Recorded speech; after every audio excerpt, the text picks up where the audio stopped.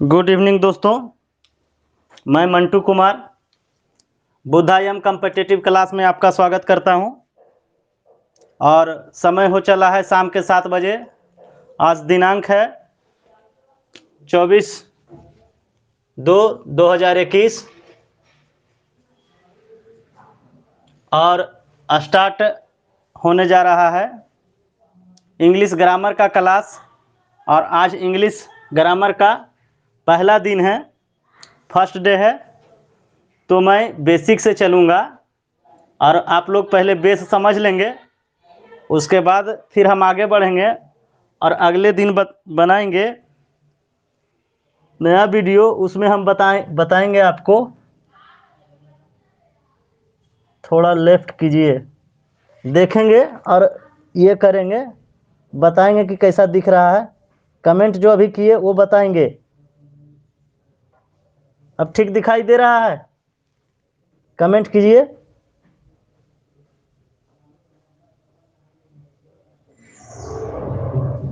ठीक दिखाई दे रहा है बोर्ड? कमेंट कीजिए।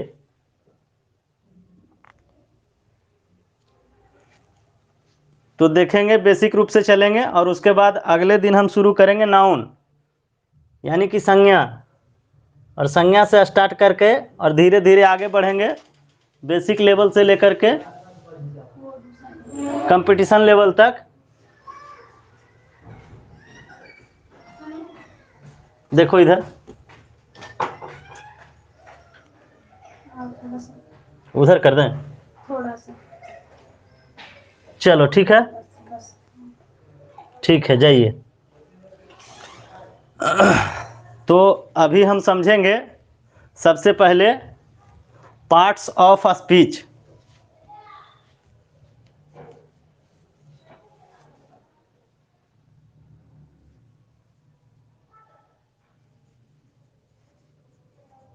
Parts of speech.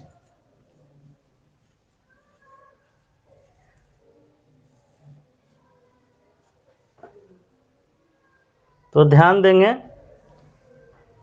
Parts of speech किसे कहते हैं। अंग्रेजी भाषा में जितने भी शब्द हैं उनको वाक्यों में कार्य एवं प्रयोग के विचार से 8 भागों में बांटा गया है। इनमें से प्रत्येक भाग को पार्ट्स ऑफ स्पीच कहते हैं। All the English words are divided into 8 groups according to the works they do in a sentence. Each group is called parts of speech. मैं जो ऊपर हिंदी बोला उसी का ये इंग्लिश वर्ड है, ध्यान से देखेंगे।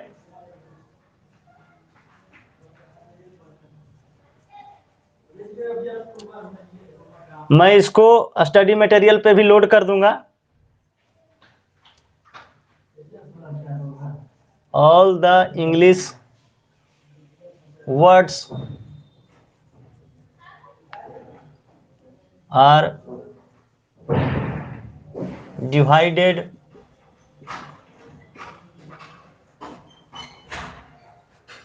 into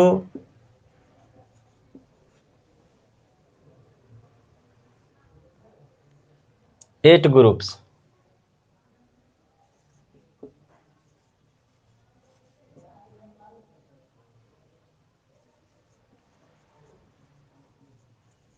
Groups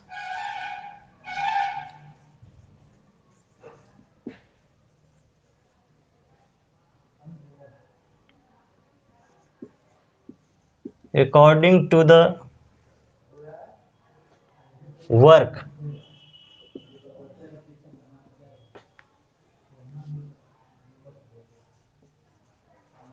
they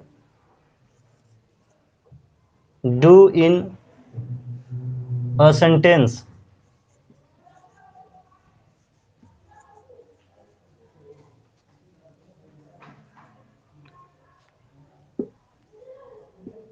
Each group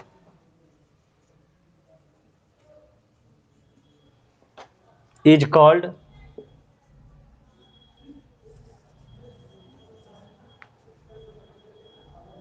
parts of speech.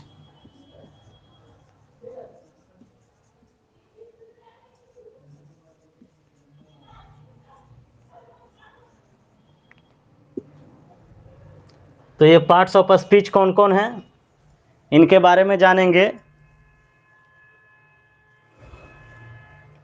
ये निम्नलिखित 8 हैं और ये 8 का नाम मैं लिख देता हूँ।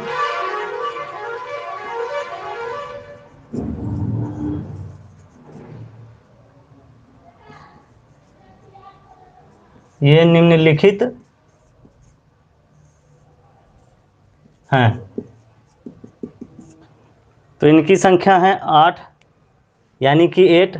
फर्स्ट नंबर को कहते हैं नाउन, यानी कि संज्ञा।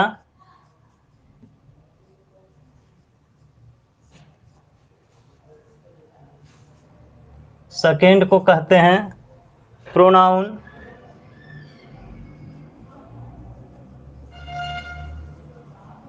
यानी कि सर्वनाम।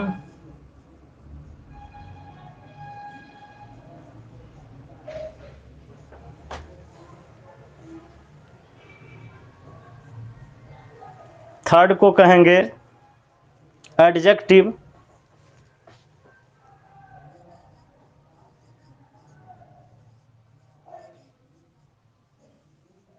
यानी कि विशेषण।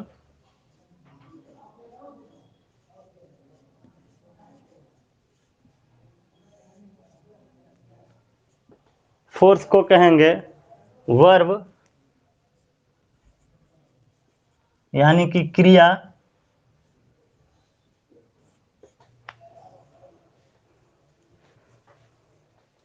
5 नंबर को कहेंगे एडवर्ब,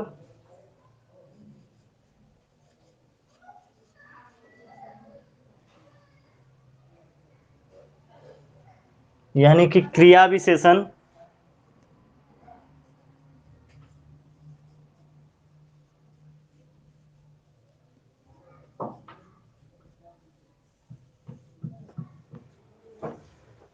और 6 नंबर को कहेंगे प्रीपोजिशन,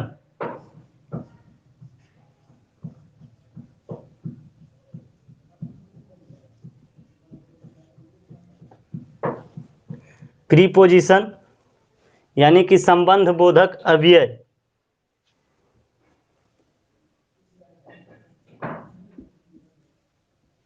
संबंध बोधक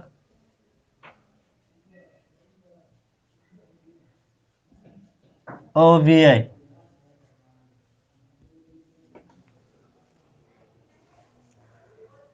और 7 नंबर को कहेंगे कंजक्शन,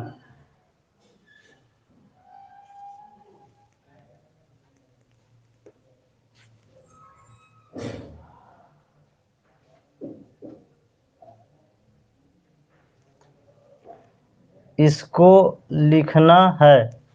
ठीक है, हम स्टडी मटेरियल पे इस चीज़ को दे देंगे विश्वकर्मा जी, तो चिंता ना करें, अभी देख लें। और ये वीडियो यूट्यूब पर भी लोड होगा और मैं आपको स्टडी मटेरियल पे ये लिखकर भेज दूंगा, जहाँ पे आप आसानी से पढ़ सकते हैं। तो आगे देखते जाएं, सिर्फ वीडियो के लिए मैं ये चीज़ स्टडी मटेरियल पे लोड कर दूंगा। 7 नंबर में देखेंगे कंजक्शन, CONJUNCTION।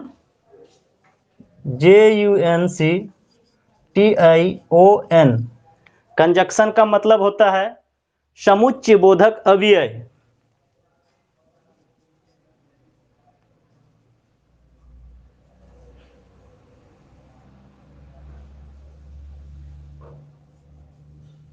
समुच्चय बोधक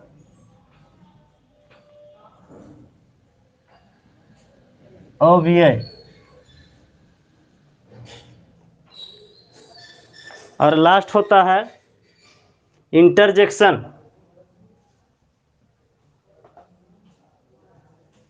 INTERJECTION,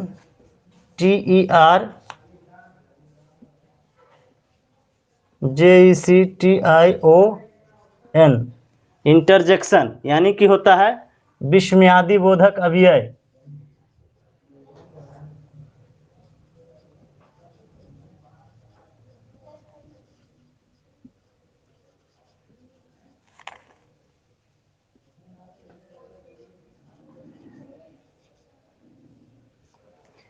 ये होते हैं पार्ट्स ऑफ स्पीच, यानी कि जितना भी हम इंग्लिश पढ़ते हैं ट्रांसलेशन और ग्रामर में, ये टोटल इसमें इंक्लूड हो गया।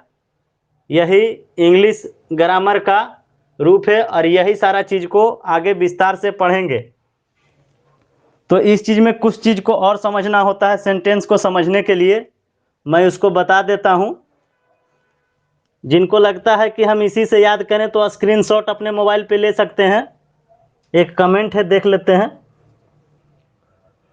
कॉपी में क्या, स्टडी मटेरियल पे दे देंगे, वहाँ से आप कॉपी में भी लिख सकते हैं। यदि लगता है दिक्कत तो आप स्क्रीनशॉट अपने मोबाइल में ले सकते हैं। अब मैं इसको मिटाता हूँ, आप स्क्रीनशॉट ले लें, मैं 1-2 सेकंड रुक जाता हूँ। जिनको स्क्रीनशॉट लेना है ले सकते हैं। चलिए तो आगे बताते हैं डिटेल कि वाक्य को समझने के लिए और क्या क्या चीज़ समझना जरूरी होता है, तो देखेंगे।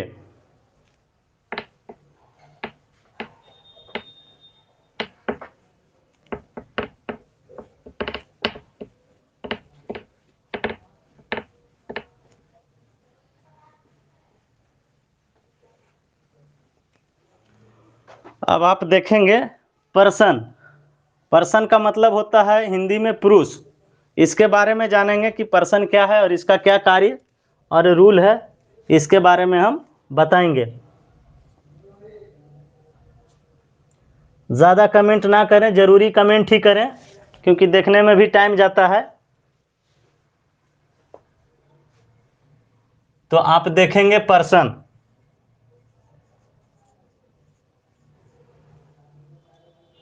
पर्सन का मतलब होता है पुरुष। हिंदी में भी हम लोग पढ़ते हैं प्रथम पुरुष, मध्यम पुरुष और अन्य पुरुष।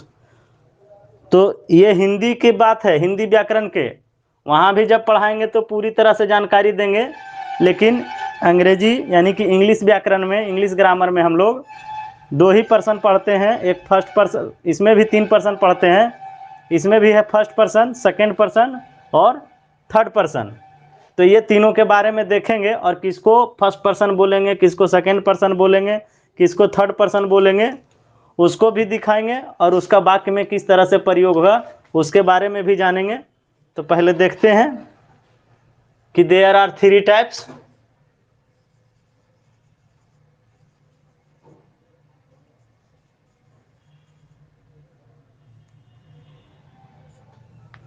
नंबर फर्स्ट,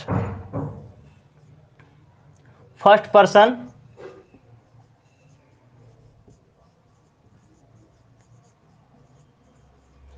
इसको कहते हैं प्रथम पुरुष। नंबर सेकेंड, ये है सेकेंड पर्सन।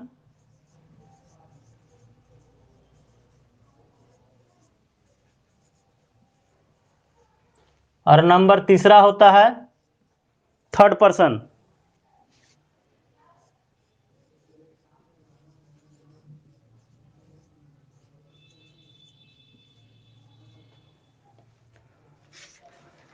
तो आप पर्सन के बारे में जान चुके हैं।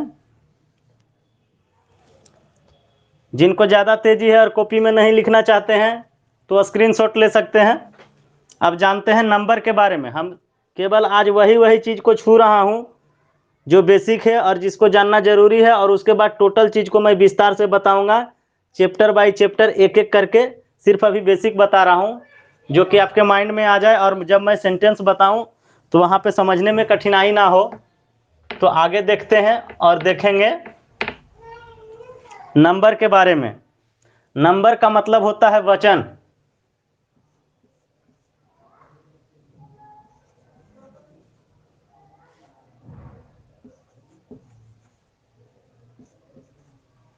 एक वचन, द्विवचन और बहुवचन हिंदी और संस्कृत में पढ़ते हैं। इंग्लिश में मात्र दो नंबर होते हैं, singular number and plural number.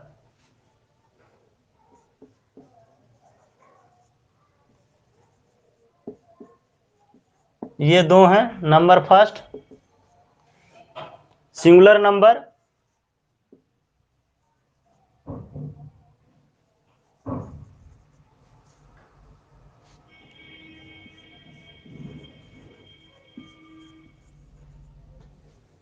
इसको कहते हैं एक वचन।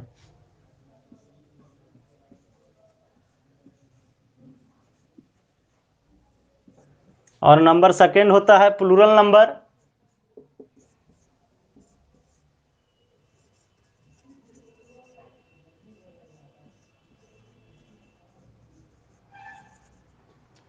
प्लूरल नंबर का मतलब होता है बहुवचन।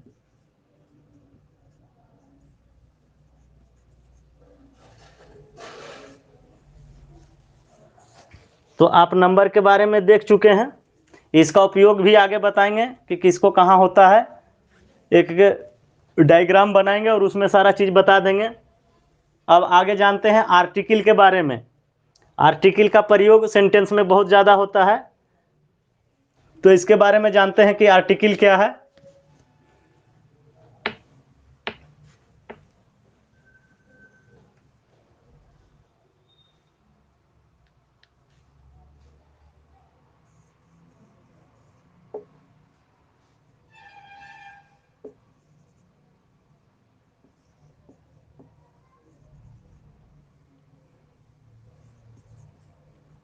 आर्टिकल्स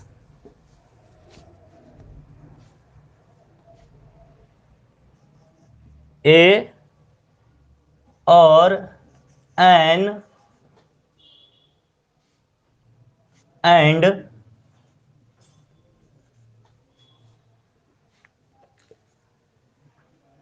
द को आर्टिकल कहा जाता है।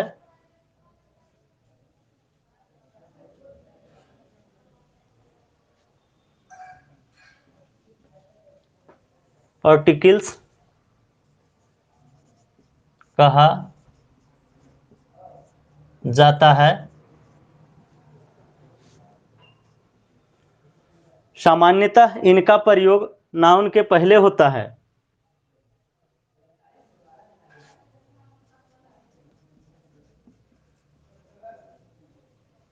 सामान्यतः इनका प्रयोग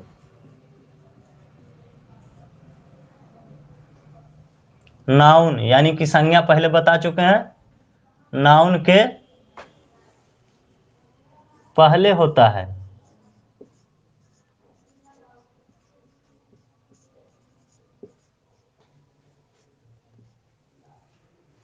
ये एडजेक्टिव हैं। आर्टिकल क्या है? तो एक तरह के ये एडजेक्टिव हैं। ये व्यक्ति और वस्तु की विशेषता को बताते हैं। ये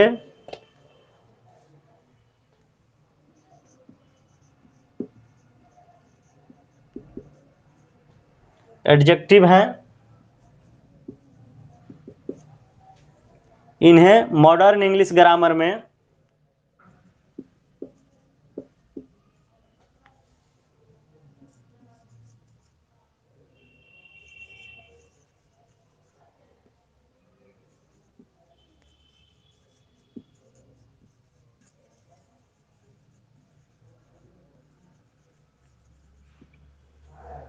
इंग्लिश ग्रामर में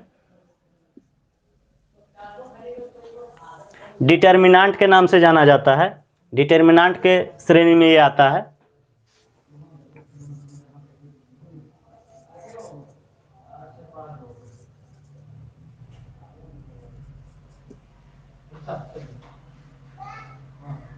डिटरमाइनर्स भी कहा जाता है। जब चैप्टर वाइज शुरू करेंगे इसमें पढ़ाने के लिए, तो मैं आर्टिकल के बारे में भी बताऊंगा और वहाँ मैं विस्तार से बताऊंगा कि आर्टिकल क्या है, इसका कैसे उपयोग होता है। यहाँ सिर्फ समझते हैं कि इसके कौन रूप है।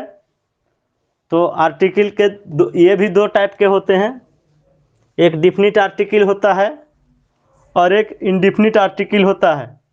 तो देखेंगे कि डिफिनिट आर्टिकल कौन होता है और इनडिफिनिट आर्टिकल कौन होता है। तो ध्यान देंगे,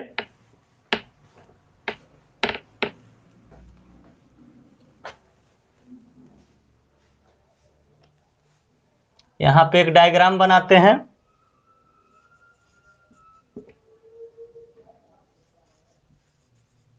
आर्टिकल्स,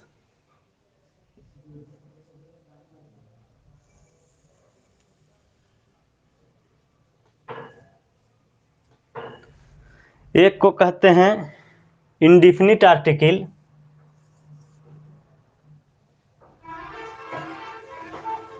INDEFINITE,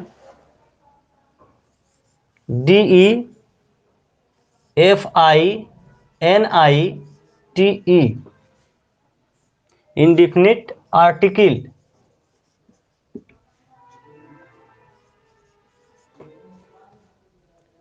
और दूसरे को कहते हैं डिफिनिट आर्टिकल, दूसरे को कहते हैं डिफिनिट आर्टिकल।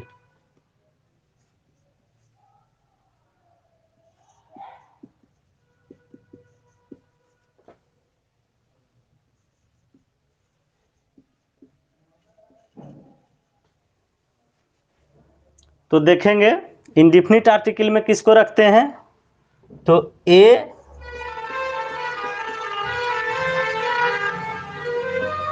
और एन को हम लोग इनडिफिनिट आर्टिकल के श्रेणी में रखते हैं और डिफिनिट आर्टिकल में द को रखते हैं।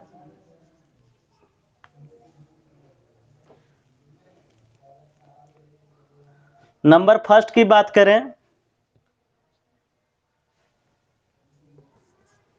तो इनडिफिनिट आर्टिकल जो है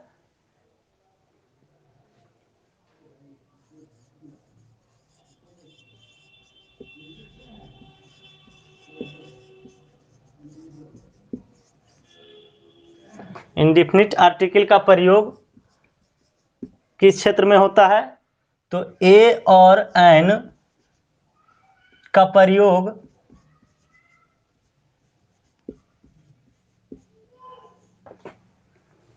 किसी नाउन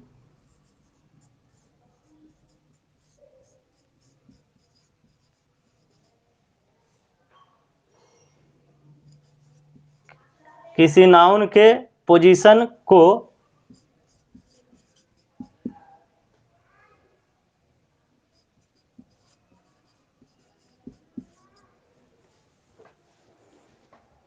इनडिफिनिट और अनसर्टेन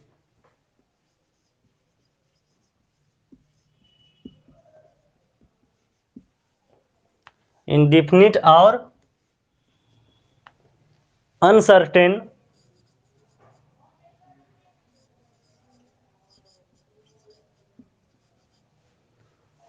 यानी कि अनिश्चित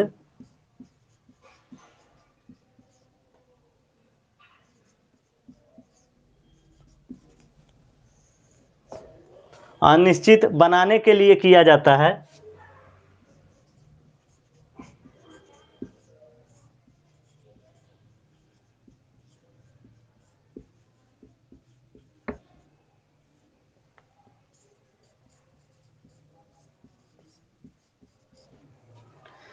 इनडिफिनिट आर्टिकल का प्रयोग अनिश्चित किसी वाक्य को अनिश्चित बनाने के लिए किया जाता है। तो एग्जाम्पल जब देंगे तो ज़्यादा समझ में आएगा। तो अब देखेंगे इनडिफिनिट आर्टिकल को एग्जाम्पल से।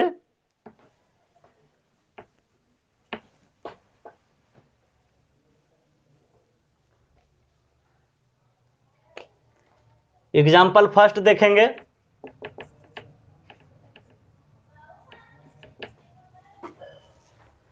He was an old man, he was an old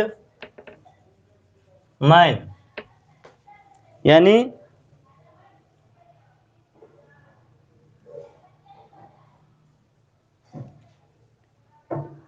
वह एक बूढ़ा आदमी था। तो वह बूढ़ा कौन था, कैसे था, कोई पहचान नहीं है, सिर्फ बूढ़ा था। इसमें कोई निश्चितता नहीं आती है। यानी जो व्यक्ति इस बात को बोल रहा है, जो उसने बूढ़ा को देखा है, उस बूढ़ा के बारे में पहले से कुछ नहीं जानता है, इसलिए यहाँ एन का प्रयोग हुआ है। फिर एग्जाम्पल 2 देखेंगे। There was a king,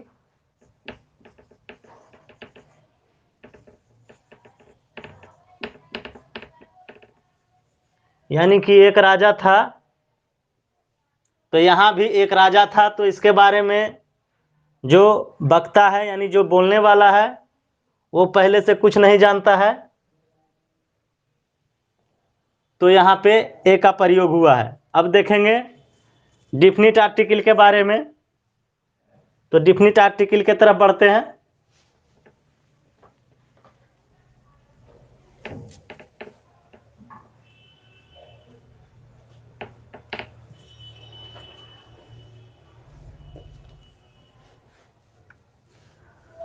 definite article के बारे में देखते हैं। ये दूसरा नंबर पे था। आर्टिकल को दो भागों में बांटे थे।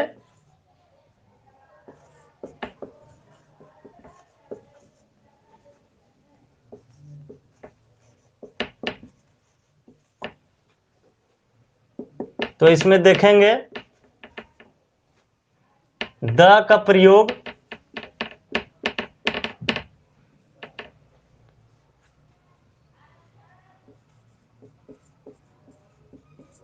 किसी नाउन के, द का प्रयोग किसी नाउन के पोजीशन,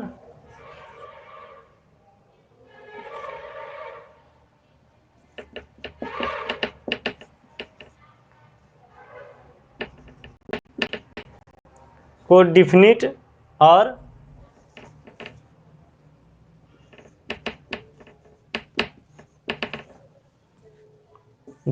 और सर्टेन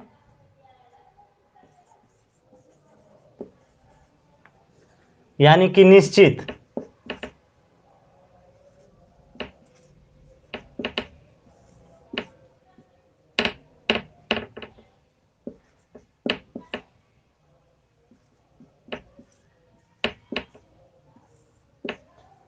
निश्चित बनाने के लिए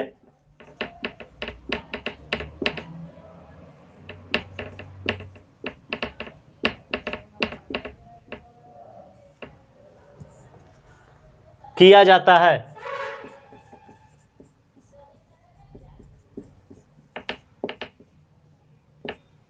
डिफिनिट आर्टिकल द का प्रयोग किसी नाउन के पोजीशन को डिफिनिट और सर्टेन यानी निश्चित बनाने के लिए किया जाता है। इसको उदाहरण से समझेंगे।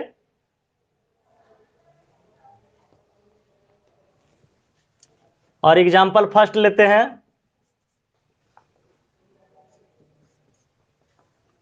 The house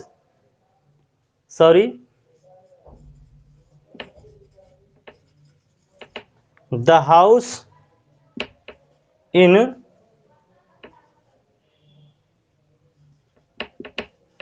which I live,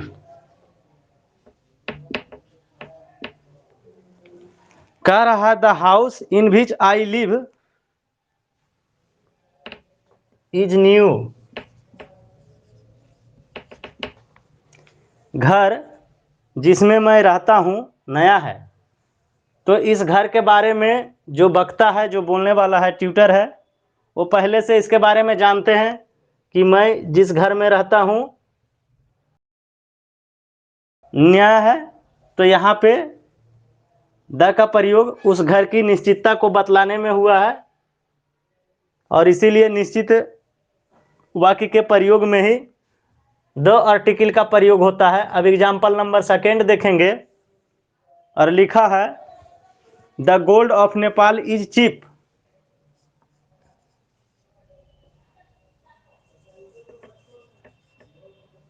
the gold of Nepal is cheap, यानी कि नेपाल का सोना सस्ता है। तो इस सोना के बारे में जानकारी पहले से है ट्यूटर को कि नेपाल का जो सोना है, सोना कहाँ का है, नेपाल का है। तो सोना के बारे में वो जानते हैं कि नेपाल का है, इसलिए यहाँ दा का प्रयोग हुआ है। अब आगे बढ़ेंगे और देखेंगे कि सब्जेक्ट किसको कहते हैं, किसको वर्ब कहते हैं, किसको एक्सिलरी वर्ब कहते हैं और किसको ऑब्जेक्ट कहते हैं। ये तीन चीज़ समझ लीजिए। तो जब मैं नाउन का क्लास लूँगा तो उसमें आपका वाक्य को समझने में ज़्यादा कठिनाई नहीं होगा और आप आसानी तरीके से समझ पाएंगे। तो देखते हैं आगे, एक सेंटेंस लेते हैं और उसमें हम बताएंगे कि कौन सब्जेक्ट है, कौन वर्ब है, कौन एक्सिलरी वर्ब है।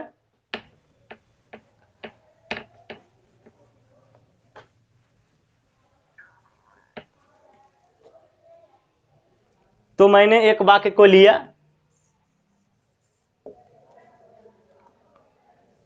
मैं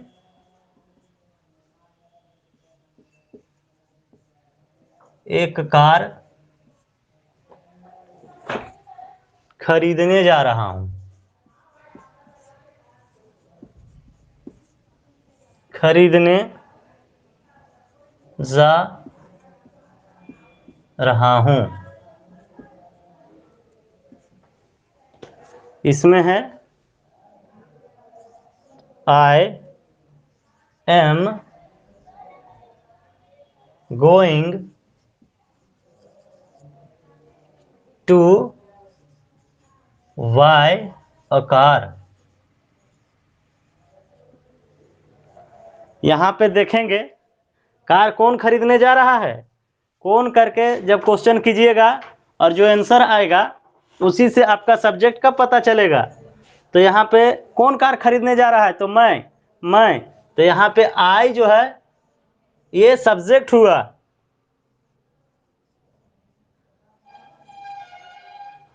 इसी को सब्जेक्ट कहते हैं।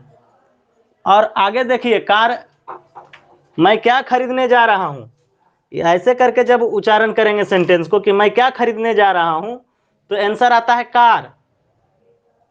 तो जब ट्यूटर यानी जो क्रिया करने वाला है उससे पूछा जाता है कि आप क्या करने जा रहे हो, तो वो बोलता है कार खरीदने जा रहा हूँ।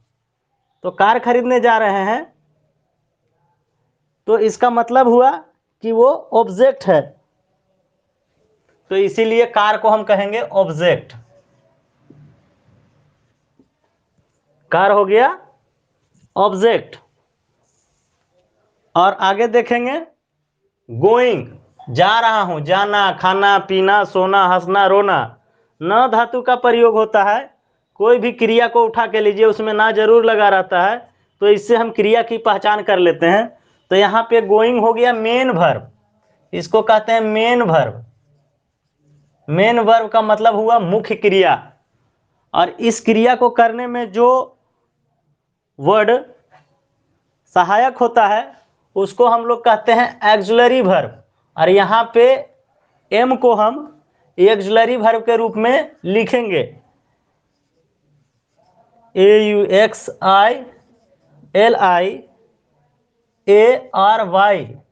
एक्सिलरी वर्ब इसको कहेंगे। ये हुई सहायक क्रिया। और बाकी जो सेंटेंस में लिखा हुआ शब्द बचा हुआ है उसको हम कॉम्प्लीमेंट कहते हैं। कॉम्प्लीमेंट का मतलब होता है वाक्य को पूरा करने वाला, सुनने में अधूरा ना लगे, तो उसको हम कॉम्प्लीमेंट कहेंगे। तो साथियों, आपने देखा कि मैंने इतना चीज को डिफाइन किया, और कल जो है कि मैं नाउन स्टार्ट करूंगा। इसके पहले मैंने बताया था कि प्रश्न क्रिया के अनुसार हम सेंटेंस को किस किस प्रकार से प्रयोग करते हैं। तो मैं अभी एक डायग्राम बनाता हूं, इसको सेंटेंस में समझ लेंगे कि फर्स्ट पर्सन किसको कहेंगे, सेकंड पर्सन किसको कहेंगे, थर्ड पर्सन किसको कहेंगे। ये सारा जानकारी आपको मिल जाएगा, और उसका वाक्य में किस तरह से प्रयोग करते हैं वो भी समझ में आ जाएगा। तो देखते हैं आगे और एक्सुलरी वर्ब का प्रयोग साथ में देखेंगे, use of am is are का प्रयोग किसके किसके साथ होता है। तो ध्यान देंगे, देखिए मैं एक डायग्राम बनाने जा रहा हूं और एम इज आर का प्रयोग करने जा रहा हूं। ये बेसिक रूप से था, आज पहला दिन का क्लास है इंग्लिश व्याकरण का, यानी इंग्लिश ग्रामर का, इसलिए मैं ये छोटा छोटा चीज बता रहा हूं। फिर स्टेप बाय स्टेप चलेंगे नाउन से लेकर के, और ये इजी टू कम्पिटिटिव लेवल होगा, यानी कि नाउन से जो कंपटीशन में पूछा जाता है उस तरह का मैं क्वेश्चन करूंगा और उसी टाइप के क्वेश्चन को सोल्व करूंगा। लेकिन जो अभी 11th 12th का स्टूडेंट है और 10th में पढ़ रहे हैं वो सबको भी बहुत अच्छे तरीके से समझ में आ जाएगा। तो देखिए दोस्तों, यहाँ पे लिखते हैं पर्सन,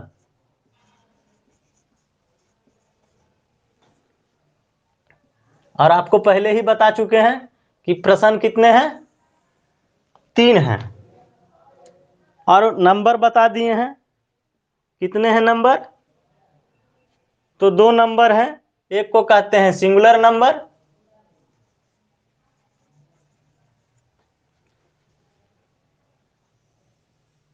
और दूसरा को बोलते हैं प्लूरल नंबर।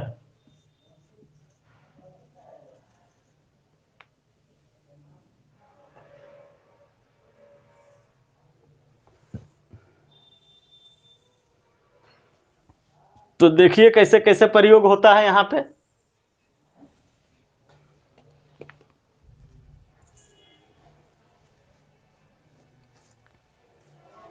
पहले लेते हैं फर्स्ट पर्सन।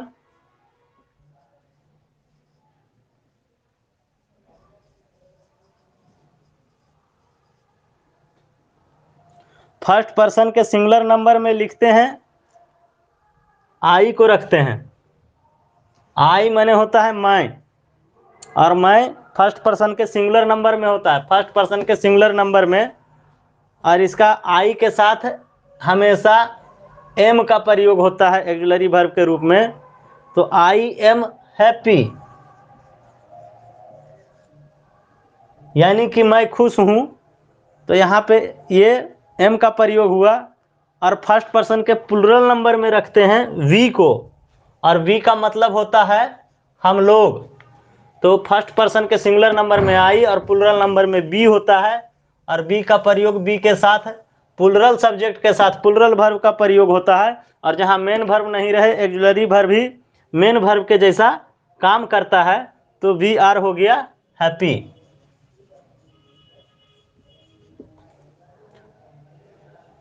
हम लोग खुश हैं। अब देखेंगे सेकंड पर्सन का उपयोग।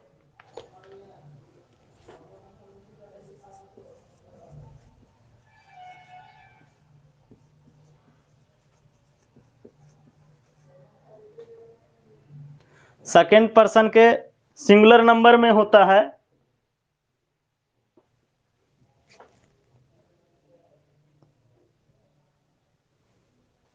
सेकंड पर्सन के सिंगुलर नंबर में होता है यू, और यू का मतलब यहां होता है तुम। तुम कहने से एक व्यक्ति या वस्तु की पहचान होती है, इसलिए यहां पर यू का मतलब तुम हुआ। और इसका यू के साथ हमेशा ऑक्सिलरी वर्ब आर का ही प्रयोग होता है, यू के साथ आर का प्रयोग होता है। तो यू आर हैप्पी, यानी कि तुम खुश हो या आप खुश हो, दोनों बात में सिंगुलर, यानी कि सिंगुलर नंबर का ही उपयोग हो रहा है, तो दिक्कत नहीं है। यहाँ पे यू के साथ आर का प्रयोग हुआ, जबकि सब्जेक्ट सिंगुलर है और यू के साथ हमेशा आर का प्रयोग होता है, तो यहाँ आर प्लुरल वर्ब है। तो यहाँ कंफ्यूज नहीं होना है, इसके बारे में डिटेल से मैं बताऊंगा आगे के क्लास में कि किसके साथ क्या प्रयोग होता है। तो फर्स्ट पर सेकेंड पर्सन के प्लुरल नंबर में भी यू होता है, और यू का मतलब यहाँ तुम लोग या आप लोग होता है, और यहाँ पर भी आर का प्रयोग करेंगे। तो यू आर हैप्पी, यानी कि तुम लोग खुश हो, आप लोग खुश हो। और लास्ट में आते हैं थर्ड पर्सन।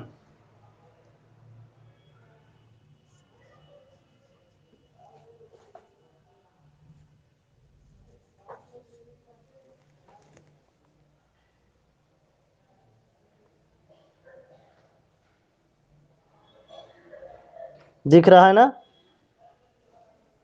तो थर्ड पर्सन को देखेंगे।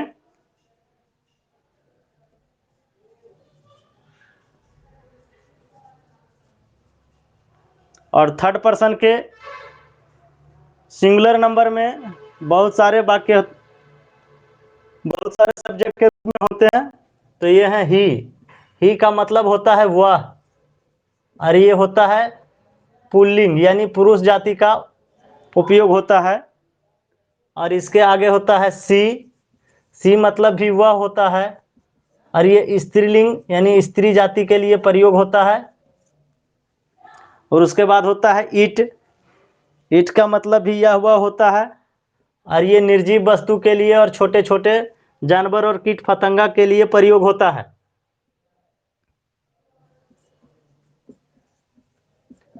निर्जीव वस्तु के लिए प्रयोग होता है। और राम एक व्यक्ति है,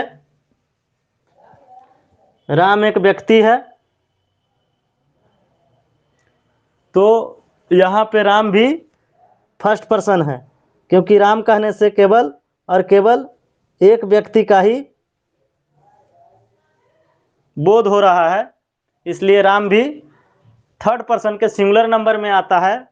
और ये सारे के लिए एक ही ऑक्सिलरी वर्ब का प्रयोग होता है, इज का। तो होता है इज यानी he is, she is, it is, Ram is happy. अब इसको जैसे आप चाहें खुश ये सेंटेंस में उपयोग कर सकते हैं। ही इज हैप्पी करेंगे तो वह खुश है, सी इज हैप्पी तो वह खुश है ना। ऐसे करके आप बना सकते हैं। और इसका प्लुरल नंबर में होता है दे। ये सभी का प्लुरल होता है दे, और दे माने होता है वे लोग। और यहाँ पे प्लुरल सब्जेक्ट के रूप में द बॉयज का भी प्रयोग करते हैं। बॉय का मतलब लड़का और बॉयज के मतलब लड़के होते हैं।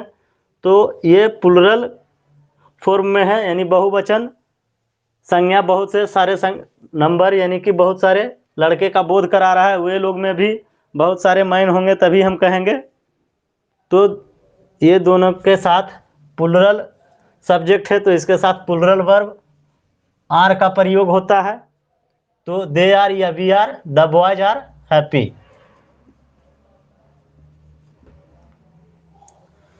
तो मोटा मोटी हम लोग बेसिक जानकारी जान चुके हैं। और कल स्टार्ट होगा नाउन, जिसको हम डिटेल से पढ़ेंगे। और ये कॉम्पिटिटिव लेवल शुरू होगा कल से। आज बेसिक बता दिए हैं। आप लोग को जानकारी होगा कि कल से 4:45 से 4:45 से 7:45 के बीच में हम लोग हिंदी व्याकरण को शुरू करेंगे। और 7 से 8 इंग्लिश ग्रामर चलेगा। और 2 से 3 मैथ रीजनिंग का क्लास होता है। और ये सारे वीडियो मैं यूट्यूब पर भी लोड करूँगा, तो आप अपने दोस्तों को भी बताएं, इनके बारे में जानकारी दें। जो भी नए बच्चे अभी निकल रहे हैं मैट्रिक और इंटर करके और कंपटीशन लेवल का तैयारी करना चाहते हैं, तो बहुत ही आसानी तरीके से सीखने के लिए हमारे यूट्यूब चैनल का सब्सक्राइब करें, बुद्धा एम कॉम्पिटिटिव। और हमारे टीचमेंट ऐप से जुड़े बुद्धा कॉम्पिटिटिव क्लास में। तो बहुत बहुत धन्यवाद दोस्तों। हमारे यूट्यूब चैनल को सब्सक्राइब करें, ज़्यादा से ज़्यादा लाइक करें। और मैं पुनः हाजिर होता हूँ अगले दिन। तब तक के लिए बहुत बहुत धन्यवाद। शुभ रात्रि, गुड नाइट।